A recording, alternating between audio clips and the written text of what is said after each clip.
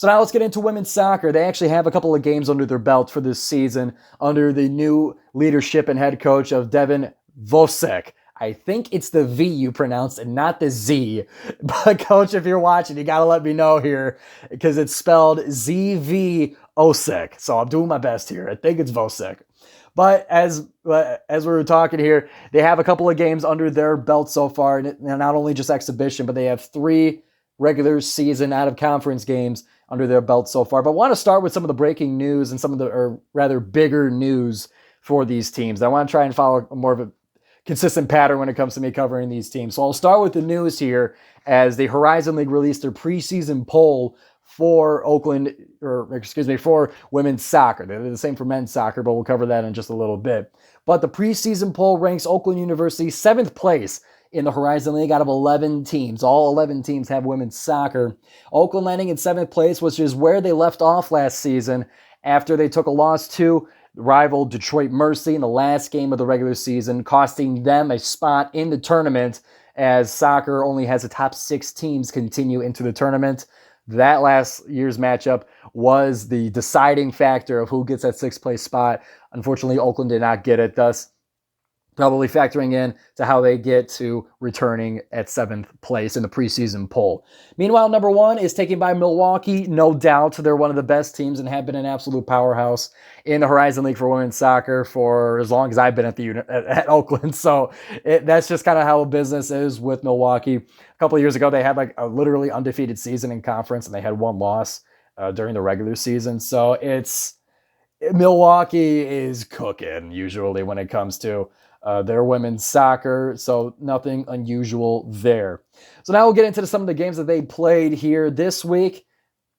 Or rather, I guess this is the past couple of weeks here, just most of the month of August. They had exhibitions against Valparaiso and Eastern Michigan, losing to Eastern Michigan 1-0. I don't think they ever ended up playing Valparaiso because there's no score posted. But when it came to the regular season, they hosted University of North Dakota where the teams tied a 1-1. And as my Michigan Soccer Network co-host Dan Stickrad likes to say, it's the kiss your sister tie 1-1, which he loves using that phrase on there, but it's just nobody likes a tie, but that's what Oakland had. And scoring the first goal of the season was Frankie Mudd in the 25th minute. And if you guys watch the highlights on Golden Grizzlies, she beat the keeper and literally just walked it in. There was nobody else behind. All she had to do was take a couple of dribbles, knock that thing in to equalize the match, and thus Oakland, holding off any other goals, ended up with the tie 1-1. Oakland had 14 shots and 5 of them on frame during that match. Meanwhile, North Dakota only had 5 shots on goal and 5 shots, 1 on goal, and that 1 went in the 2nd minute of play. So Oakland had opportunities later in the game, couldn't find the back of the net, and left it at a 1-1 final score against the University of North Dakota. Now we get into their road trips. They had a couple of Ohio games. They started with the University of Akron, where they lost 1-0, and then they visited the Kent State Golden Flashes from the MAC, or both of them are from the MAC, I should say. And that one ended in a 4-0 loss for Oakland University. So Devon Zvosec and the Golden Grizzlies are still looking for their first win of the season. There's still plenty left to go, so not to be worried, not to be discouraged so far. They start off the regular season 0-3-1, yet to play any conference games, but they got some home games coming up for you guys as well. This Thursday, August 29th, it will be OU Recwell Day, as they will host Illinois State University. I believe the Redbirds is their mascot because it looks like a cardinal, but not a cardinal, and there's too many cardinals. I think it's the Redbirds. But they will be hosting them at 5 o'clock, August 29th, this Thursday. And then they will also be hosting this Sunday, September 1st. They'll be hosting Northern Illinois University, a team that they faced last year in non-conference play. That one, I think, was even earlier in August.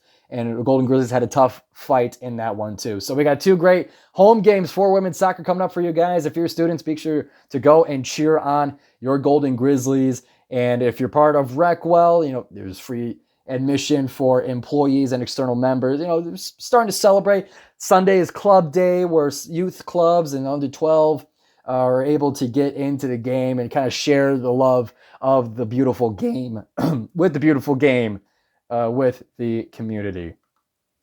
So that'll wrap it up for women's soccer before we get into men's soccer and wrap up the Golden Grizzlies sports section of the GioMoShow. And before we get into the NFL, I want to tell you about Jake's Takes.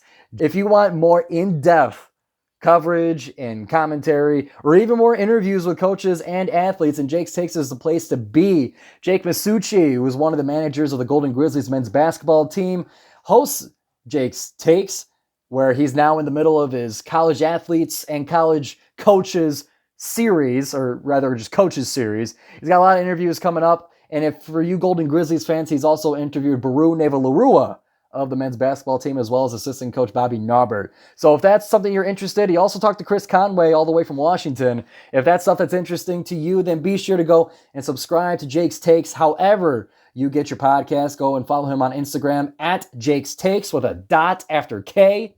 That is at Jake's Takes, a dot after K. That's where you're going to find him on Instagram with the yellow logo. So go and subscribe to Jake's Takes.